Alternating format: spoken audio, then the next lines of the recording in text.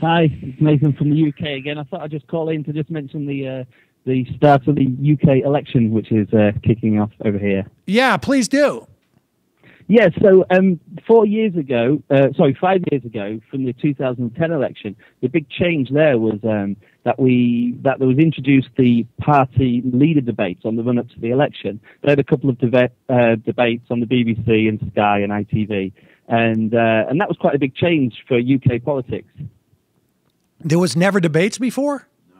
Well, no, because in the UK we don't elect our executive branch. We don't elect the Prime Minister. So we elect the local MPs, and then the MPs in the House of Parliament, well, the majority in the House of Parliament, then they vote for the Prime Minister, and then the Prime Minister forms the government and draws most of the ministers from most of the ministers are MPs, and they're drawn from the members of Parliament.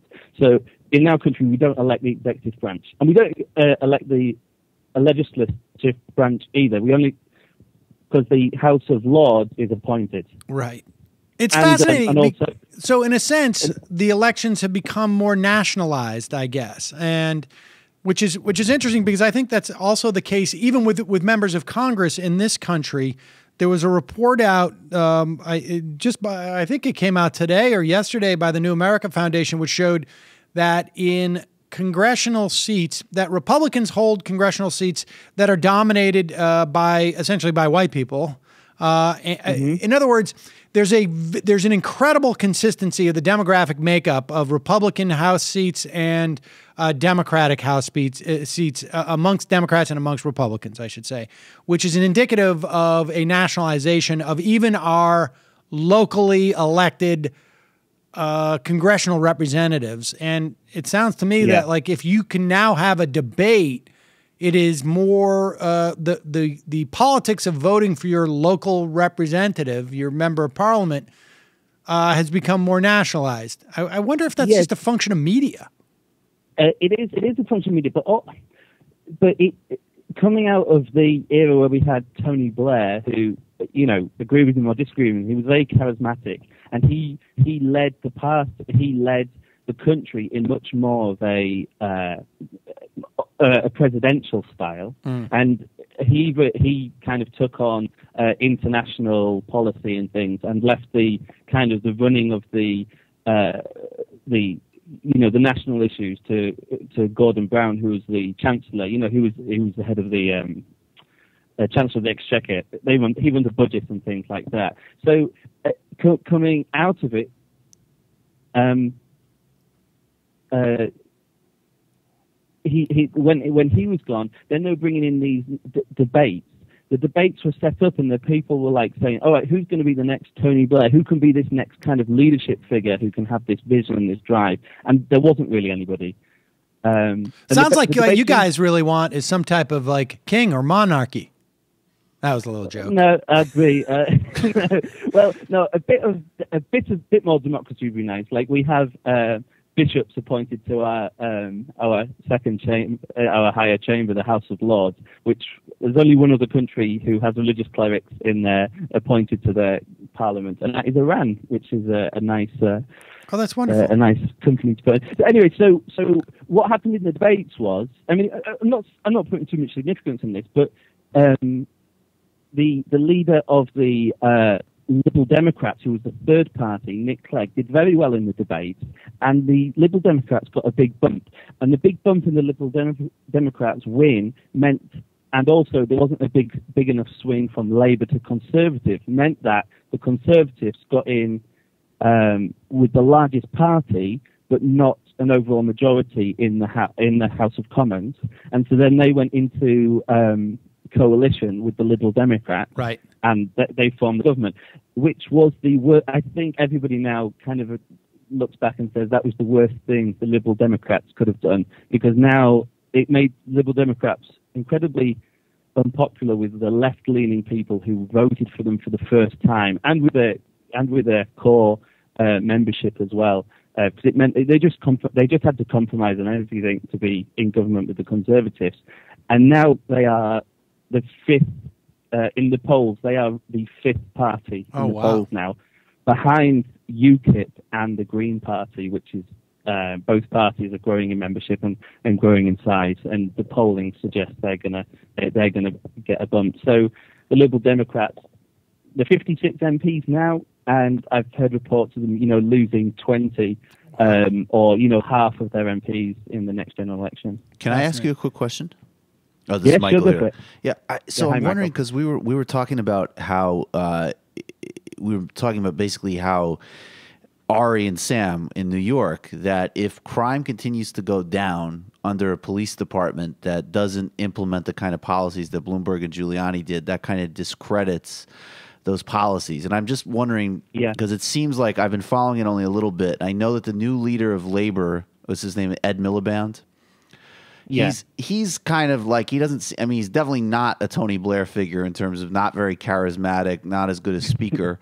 But he's definitely... He's even not the best. He even wasn't the best Miliband. His brother was also in the leadership. Yeah, he ran against his brother, which is a weird story. But he is moving at more left-wing direction. And Tony Blair has been coming out basically saying, like, I support him, but he's leaving behind New Labor, and he's probably going to lose, essentially. So do you think, like, is Tony Blair basically, is it that he's freaked out that if Labor shows that they can actually win in another way, that, like, the last shred of his legacy as at least, like, a big electoral winner is kind of trashed? Is that what's going on?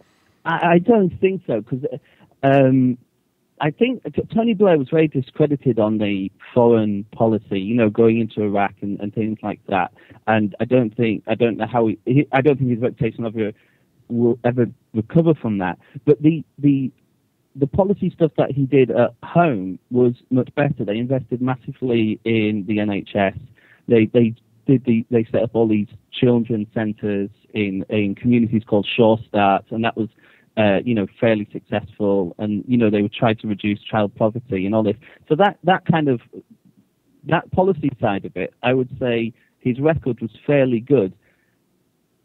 And Gordon Brown obviously takes credit for that, because Brown kind of made that stuff happen in some respects, even more than Tony Blair, right? Because he was really controlling, like you said, domestic policy. He was controlling the money, basically, so he could say. But I don't know how much that plays into it. I don't think Miliband he's not strong. He's not a really strong leader. He's not really charismatic. But in a way, I'm not sure that is what's gonna win or lose it. What's gonna win or lose it is that Labour are gonna lose seats in Scotland, because coming off the back of the Scottish referendum, the SNP, which is the Scottish National Party, at the moment they've got 6 MPs in Scotland, and all the other MPs in Scotland are basically Labour. I think there's one Conservative MP in Scotland, and there's 2 pandas in Scotland. So there's more pandas in Scotland than there are Conservative MPs. But it looks like a lot of those seats in Labour are going to go over to the SNP. Right. Plaid Cymru is the Welsh National Party, are going to pick up some seats, and they will probably be picking up the seats from Labour. Nathan, when are the elections? May, beginning of May, 5th of May, I think. All right. Yeah. Well, just one last thing. The big change this time is that we have fixed elections in the UK, fixed parliaments. So we've got a 5-year parliament. Oh, a term. Kind of set.